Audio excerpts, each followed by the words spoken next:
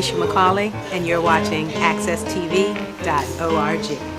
I want to thank you, and please do not forget to vote November the 5th.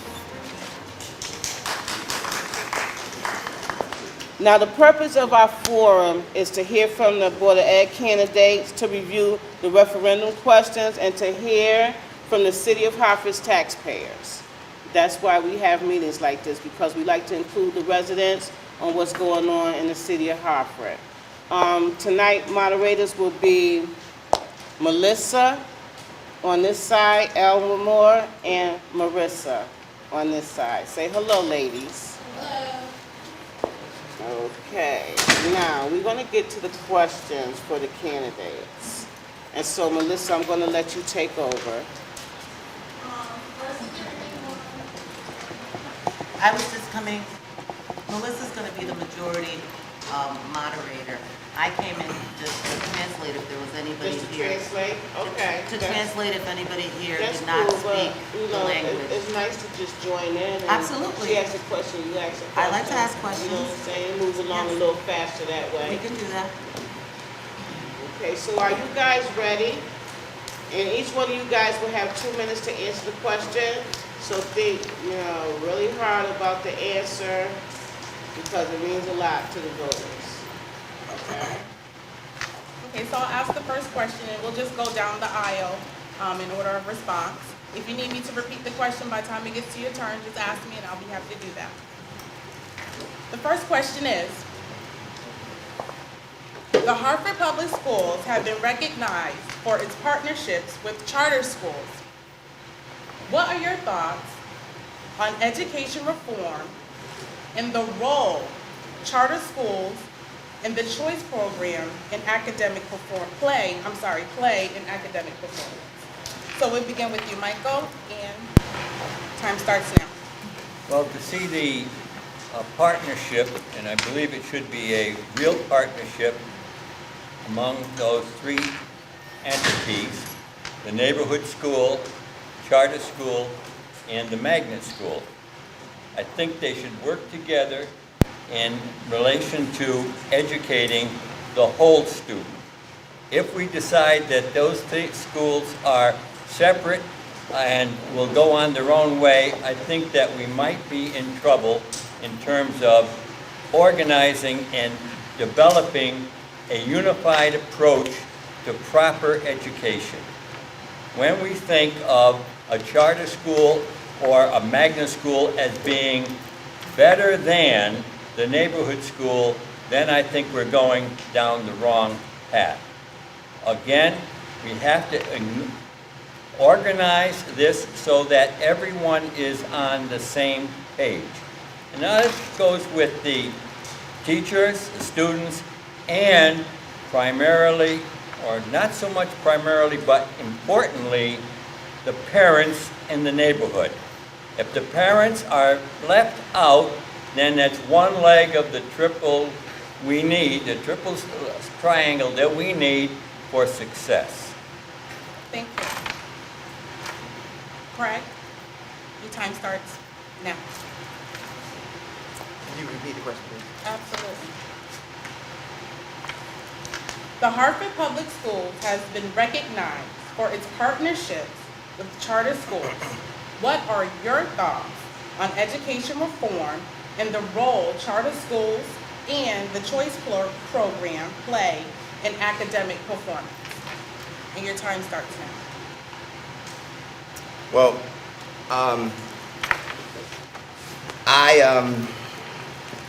I think that the charter schools and magnet schools have a place, serve its purpose in our community.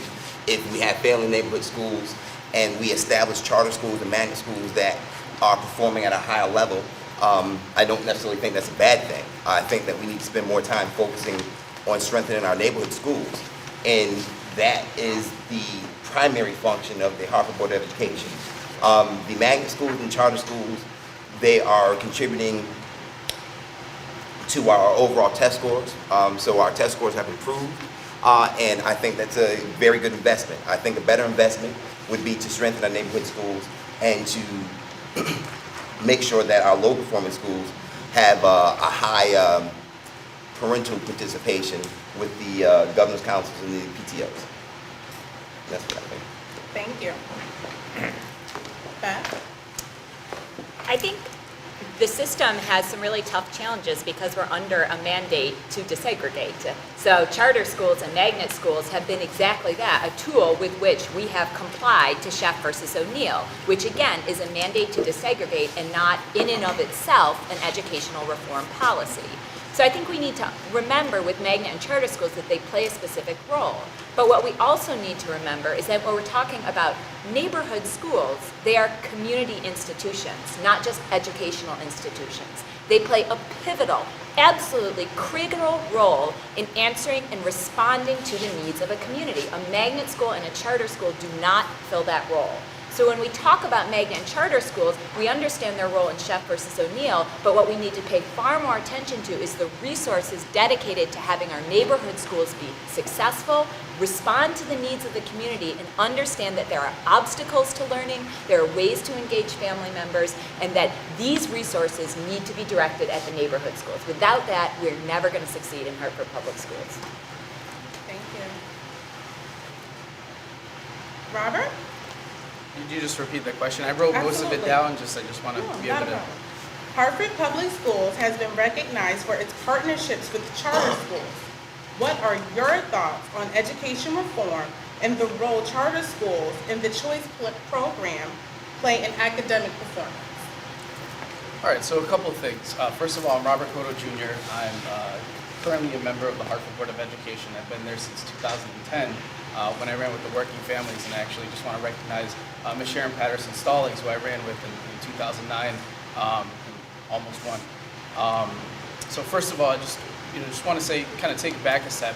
Education reform in Hartford, what was sold was that if we give parents more choice, if we rate every school using test results, and if we turn some of the services to the private markets and to private organizations, then things would improve. And that was kind of like the idea that was said.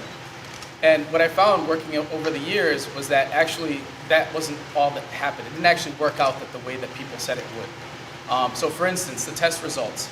The test results showed that test results only started to rise when children with disabilities were taken out of the pool in 2008 to 2009. Okay?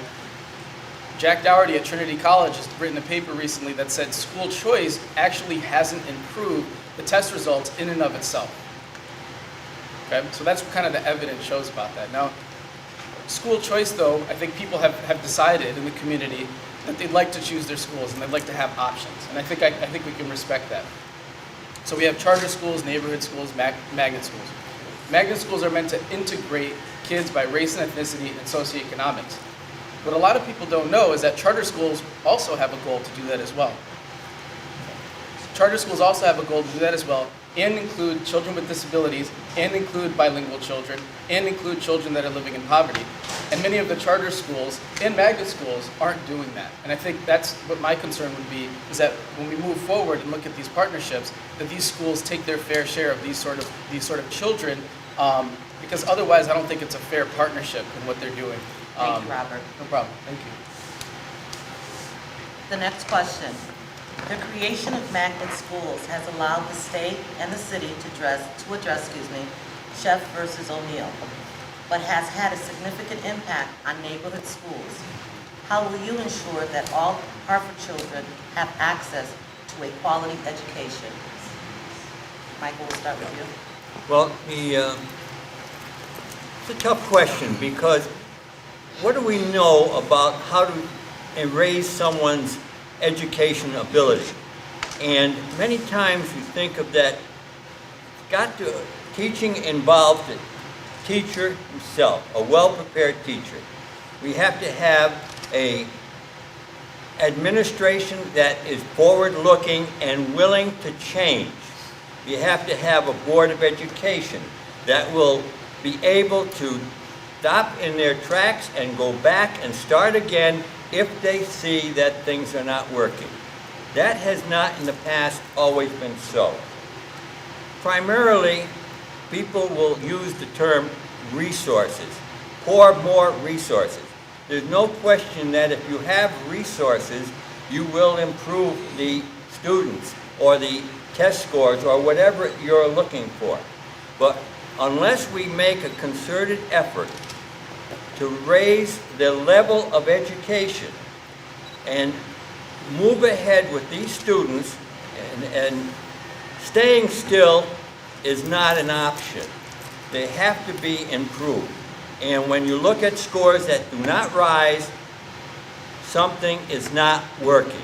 Stop and look at it and let's get going on it. That's my idea of what the board will do.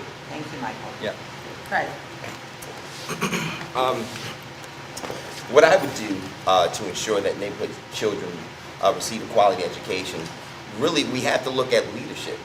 Leadership at the board level, in the superintendent's office, and district office, and making sure that we, one, choose the right leader, and two, that we make sure that we work with those leaders, not just choose them and expect results, but to work with them. The second thing is to work in the community. It makes no sense to reform or try to attempt to reform a school and inside, and the outside of the school remains the same.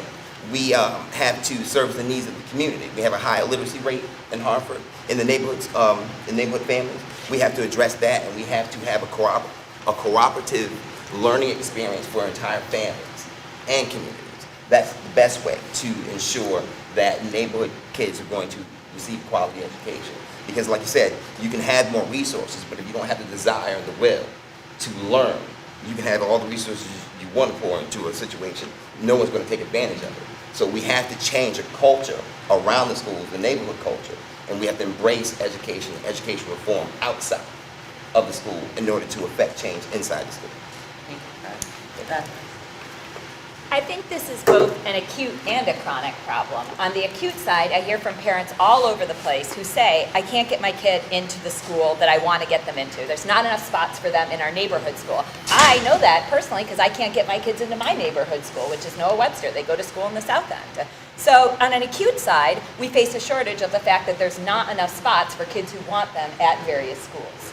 On the chronic side, and the bigger issue is, we don't have enough good schools that we all trust and want to put all of our kids in. And I think there's many people in this room who say, I don't want to deal with the choice system. I don't want to deal with the magnet system. I don't want to deal with charters. I want a good neighborhood school. And I think at this point in time, to address that chronic situation, which is the only way we're going to address the acute situation, we need to understand, A, what are the true barriers to learning, the true obstacles to making our neighborhood schools succeed, and get better at addressing them. And then I think B, we need to have consistency. We need to consistently say, we are in this, we are committed to it, this is going to take some time, we're going to stop throwing changes at the wind, we are going to consistently say, here's what we need to do to improve education in Hartford, let's get the plan, let's get the right person to captain our ship, and let's get behind it and put in the effort it takes. Thank you, Beth. Robert? Thank you. So just to, would you repeat the question really quickly? Because I want to be sure I'm on point. Absolutely. Thank you. The creation of magnet schools has allowed the state and the city to address Sheff versus O'Neill, but has had a significant impact on neighborhood schools. How will you ensure that all Hartford children have access to quality education? All right. So first of all, I just want to point out that before I was on the Board of Ed, I was actually a teacher at a Sheff school, the Metropolitan Learning Center Interdistrict Magnet School in Bloomfield. And I actually taught Mr. Ansari's daughter, and I taught Chair Patterson-Stallings' granddaughter there. So we've been able, the magnet schools have been able to provide a quality education. But as you said, there's things that we're not doing. And so part of what I've been doing on the Board of Ed is trying to flip it around and say, well, why are we looking just at test results? We should really be looking at what kids are getting in school. And so the way that I've been trying to push to do that are a couple things. When I first met with Christina Kishimoto, the current superintendent, I said, you really need to look at what's happening in the schools. So she changed something up from what Adamowski was doing, and she said, we're going to do something called school quality reviews, and make sure that the instruction is up to par, to make sure that the curriculum standards are being followed, to make sure that the kids have sufficient resources. So that's kind of moved along. I've also pushed for, and I thank Mr. Waring in the back for supporting this, we push to have more of our high schools to be accredited. Currently, we only have 2 high schools that are accredited. And what the problem with that is that there's no peer review of outside people to come into the schools to actually see whether or not kids are getting a quality education. Instead, we just rely on test results. And that, I don't think that's sufficient way to say whether the kids are getting the support that they need in schools. So I'll just kind of point out to the state level, the state has really kind of tilted resources towards chef. And so one of the things that I've been fighting for more and more at the state level and here is, well, what resources will we bring to bear for the neighborhood schools? So for instance, we just voted on a renovation to Weaver High School. We voted on a renovation to West Middle. Those sort of things we need to start paying more attention to, because you're right, I think there is, to a certain extent, people can see that the investment has tilted to chef. Thank you, Robert. Back to you, Melissa. Okay. Hartford Public Schools have identified 3 academies to make up the renovated Weaver High School.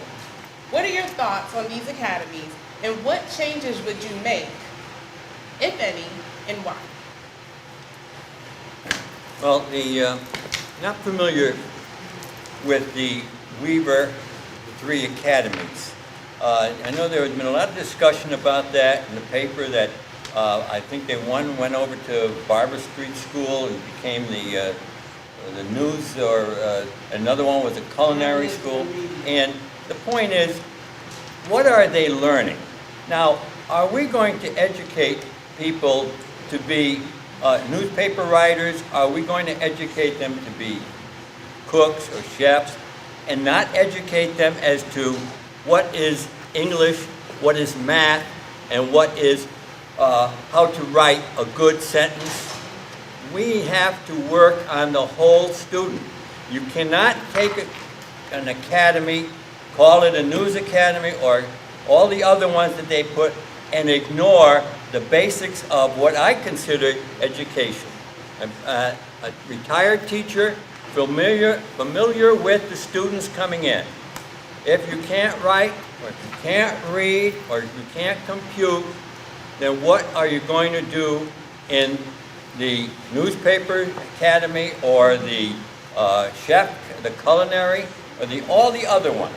The point is, if you don't have a balance in which education and learning takes place, then I think you might be spinning your wheels.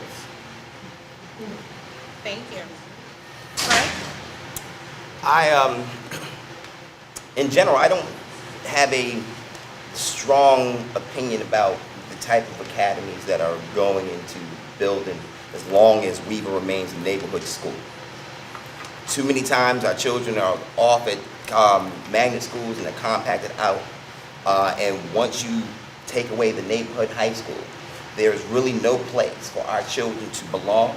There is no place for the community to go and invest in one particular center of education that will service our high school age students. So I'm not opposed to having a journalism or media academy, as long as we can have our neighborhood kids attend the school. Now, that particular academy is now a chef school, so you can't do that. But the 3 academies that are to make up Weaver should always be, it should remain a neighborhood institution, and it should be supported by the community. We should have a vested interest, and we should be a part of the strategic plan for establishing our community school.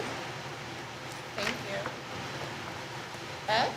Well, I will fully admit that not being on the board, I didn't have privy to the data that the board obviously looked through when they were discussing Weaver, the feasibility, the different options, the different plans. So not having those data make it hard to really fully understand exactly what the decision-making process was. If you look from a community standpoint, I think a lot of people express concern about fractionating a high school. They feel that it divides some of the resources. They feel that it divides the potential for clubs, for sports teams. So community members have some real concern about that. And I think you hear that echoed when you walk around the North End, when you talk to people about Weaver. I think there's also the concern, and you see this echoed in the data, that when you redo a high school in particular, it does not necessarily achieve the same results as it does when you redo an elementary school. So simply changing the physical structure, redoing a high school into these smaller specialty types of schools has not necessarily had dramatic impact on test scores, which are our rudimentary marker of whether a school is performing or not. So those are considerations that I think you think about when you hear what people say to Weaver, and it seems like that community voice with response to Weaver has some very strong opinions and questions about that. So what I would say is I think going forward, what Weaver desperately needs is parental and community advocacy and buy-in. If it's going to succeed, whether it be in a 3-system model, whatever it ends up being, and it's going to move through for in this academies, it needs parental and community buy-in. And so my concern at this point is we don't have that because people are still really concerned about the process and what's taken place up until now. Thank you. Do you mind Robert? repeating the question? Absolutely. Hartford Public Schools has identified 3 academies to make up the renovated Weaver High School. What are your thoughts on these academies, and what changes would you make, if any, and why?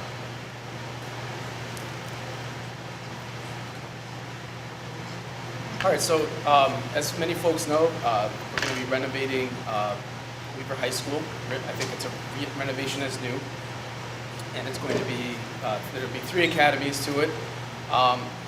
That process of selecting the actual academies there was done by a committee. I think Brad Noel, a few other people that were in the north, and I forget who exactly. I think the Blue Hill Civic Association was somewhat involved.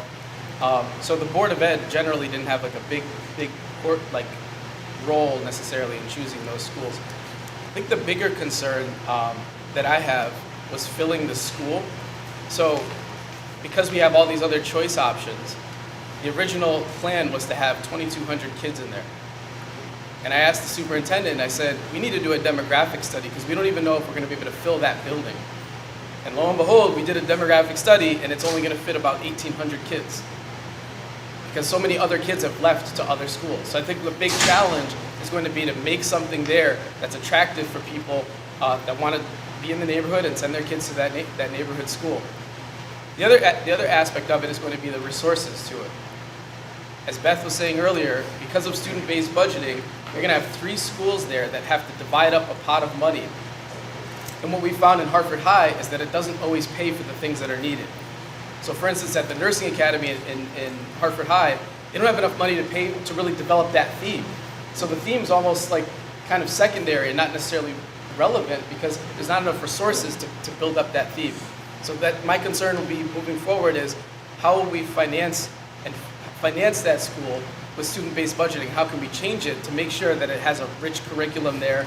A lot of people in the community, when we had our community meetings about 2 years ago, they said we want arts and sciences, like an arts and sciences kind of like, not to confuse it with classical magnet, but a more of a classical sort of education, or a liberal arts education, I should say. That's what people really want. Sure. Thank you. Next question.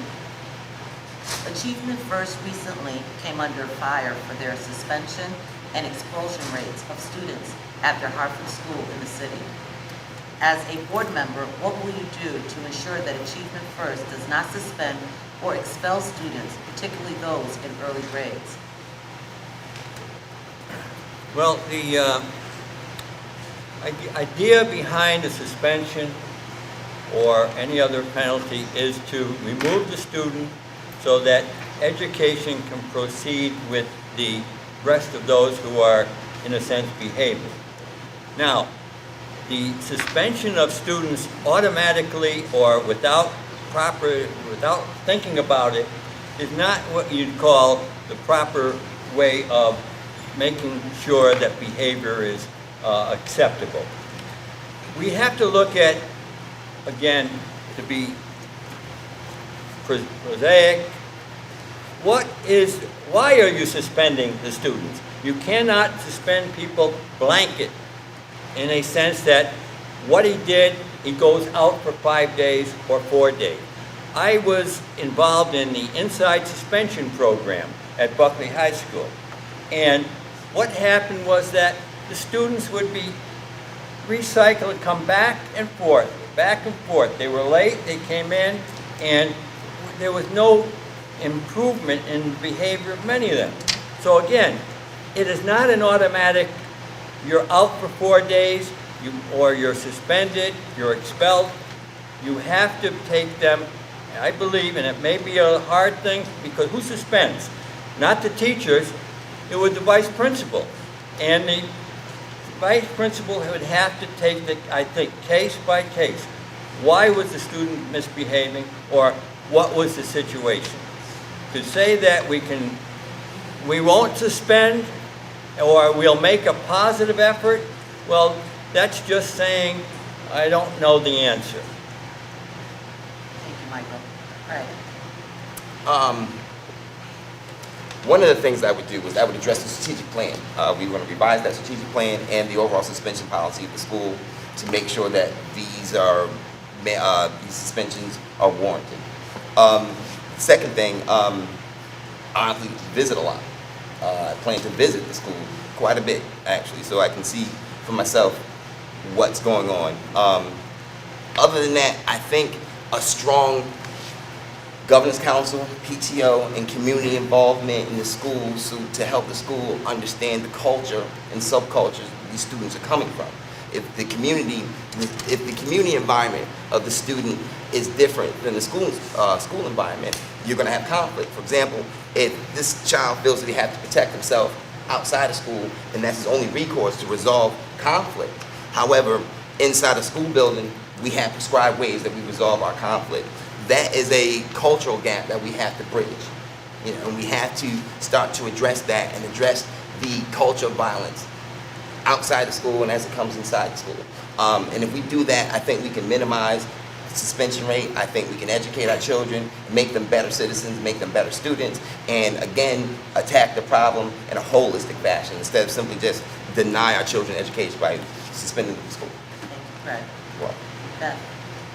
Well, I don't think there's anybody in the room that would say that suspension of kindergartners is an appropriate educational policy. And I think then that came out, there's nobody that's going to throw their hands in there and say, great news, this is excellent. So I think the bigger question and the role that the board can play is demanding transparency and accountability, right? Achievement First is here now. It's part of our partnership. It's part of our system. So we have the right to say, what are you doing about suspensions? What do the rates look like? How are they changing? And how can we monitor that? And I think that a good board is vigilant about those things. If there's a problem, you follow up. You keep on top of it. You demand answers if you feel that problem is continuing to persist. And I think the board has shown and will continue to show that this is something they need to be responsive of. I think the community demands it. The school has addressed and said that they do have a plan, and we have not yet seen the details of that plan. So I think the board's role is to play a strong role in saying, okay, well, let's see what your plan is, and let's see what this results in. And if kids continue to be suspended, then we need to address this.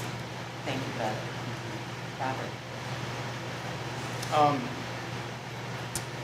So Achievement First, the Connecticut Mirror and the Hartford Current reported that Achievement First had one of the highest rates of suspension, not only of kindergartners, but just in general, in the entire state out of any school.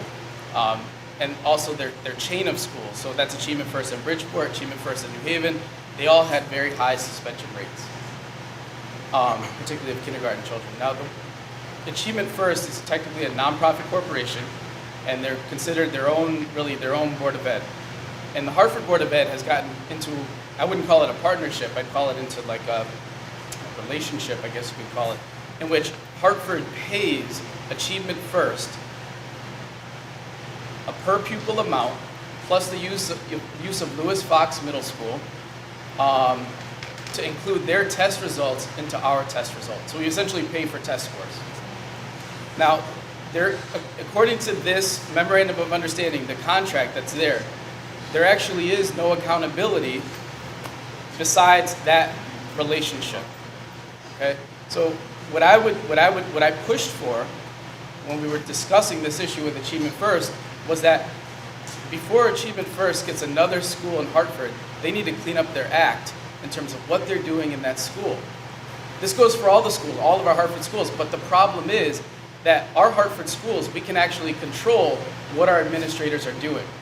But because Achievement First is a nonprofit organization, and it's technically a separate Board of Education, it has very little accountability to the Hartford Board of Education at this time. So that's what I would propose. Thank you, Robert. Melissa, back to you. All right, the final question of the night. This year, the state will implement Common Core state standards, but there is a lot of confusion between not only the parents, but the educators. As a school board member, what steps would you take to improve communication about Common Core? Well, the first step I would take is for me to find out what Common Core is about. And I'm in a way confused as what they put in the newspaper. What struck me was they had a sample question from the old CMT and a sample question from the new Common Core. They were the same questions. All they did was change the wording around. There was no new approach to how they learned something. So if this is a sample of what Common Core is about, I think it's going to be old wine in new bottles, and we're not going to be going anywhere with it. But I do think that now, if as a board member, it is incumbent upon me to find out what is Common Core. What's the track record? Why do you want to change it, and why do you want to implement it? If you're going to turn around and say that, well, scores in the past have shown this, or we'll have a better arrangement of students, school. We've been through that before. I've been through the Trump plan. I've been through the LGI, large group instruction. I've been through words in color. If this is the same thing, we better back up and take another look. If it's the real deal, as some say, well, let's go ahead with it. But at the same time, as I said at the beginning, you made an investment. If it's not working, get out. A lot of people don't do that with their own investment. But we're investing in our kids. We're investing in their education. And the last thing, since it's the last question, is that the student leaves high school. He doesn't leave life. He's got to work, and he's got to make his way through life, and we are supposed to help him along, and we've got to provide him with the education that's going to do that. Thank you. Okay. That's it. Okay. Craig. I got a question. Oh, you want me to repeat it? With Common Core? Yes. What are your thoughts on Common Core? I have mixed emotions. I generally am optimistic about Common Core because Common Core is a new approach. That means that it's a new way that we can try to introduce quality education to our children. I think it's if it allows a teacher to be creative and to do something different with her lesson plan or his lesson plan, then I'm all for it. My concern is how we structure the curriculum and how we modify these curriculums for special needs students, for the English learners, is one of my major concerns. But for the most part, I think, and I talk about all the time, adapting methods of instruction to fit the children's environment will, I think, best suit the educational needs. For example, I talk a lot about adapting our young people's music, their hip hop, their rap music, and trying to teach them how to write a comprehensive manuscript. What you would do is you would take the lyrics, you write the lyrics down, you decode the lyrics, then you write those lyrics again with proper subject-verb agreement in standard English, and that way you get the child to critically think about the meaning of the song and how it translated in this manuscript, and then they can write their own opinion paper on how that process took place. Now that's introducing critical thinking based on something that they indulge in and they listen to all the time. If we use what they attracts them, then we can better educate them. That's how I learned algebra. All right. Thank you. So, what part of your question was, how would we help the confusion with the Common Core? And just to reiterate, the Common Core is a new standardized test that's designed to hopefully make U.S. students more globally competitive. So it's supposed to assess a range of new skills that involve more critical thinking, more analytical things, more creativity, based on Bloom's taxonomy of the hierarchy of greater learning as you go up the pyramid, in essence.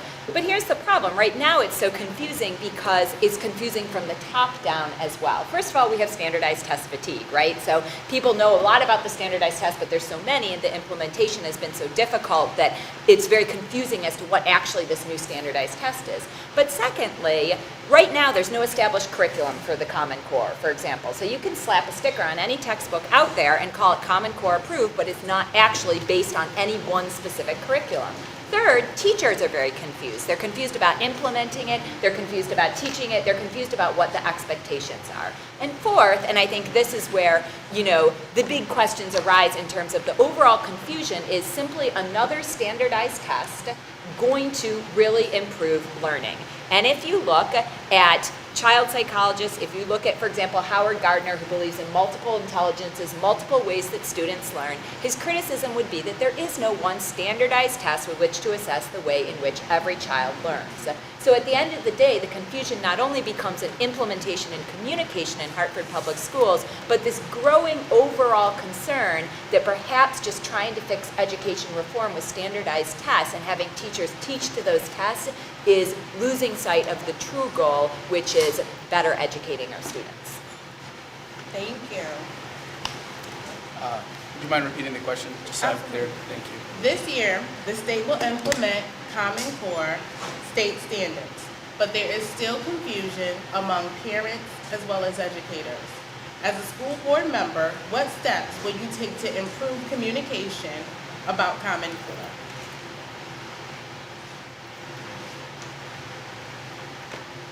Okay, so just a little bit of background really quickly about Common Core. Common Core was adopted by the State Board of Education either in 2009 or 2010, and they did it initially to get the Race to the Top grant from the federal government.